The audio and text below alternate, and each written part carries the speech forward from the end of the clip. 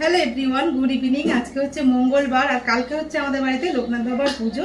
তাই দেখো না, পিতলের সমস্ত বাসন খাটের নিচে থাকে, উনি বার করে দিয়ে আর ও গেল এখন পুজোর বাজার করতে। তাই ফাঁকে সমস্ত বাসন মেজে রান্নাঘরটা চলো কত সুন্দর পরিষ্কার করেছি তোমাদেরকে একটু দেখাবো। তোমাদের দেখায় আমি রান্নাঘরটা কিভাবে পরিষ্কার করেছি সকালে, সেগুলো তোমাদের সাথে কিছু শেয়ার করতে পারিনি। দেখো আমার রান্নাঘর কিন্তু একদম নতুনের মতন চকচক করছে, পুরো পরিষ্কার করে। আর এই যে ওয়ালটার মধ্যে স্টিকার ছিল, সেই স্টিকারটাও কিন্তু একদম তুলে ফেলে দিই। যা যা দেখছো এগুলো কিন্তু সব মেজে পরিষ্কার করা, কিন্তু আমি এগুলো সমস্ত কিছু সরিয়ে দেবো সকালবেলা।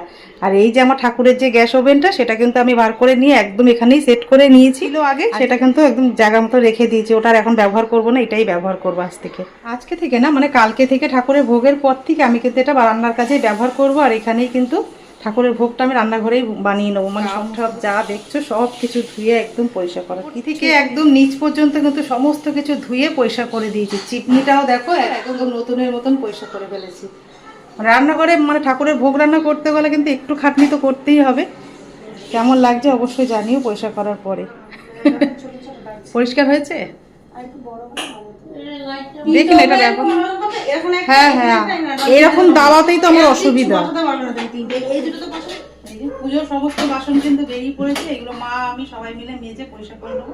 কাল সকাল থেকে শুরু হবে।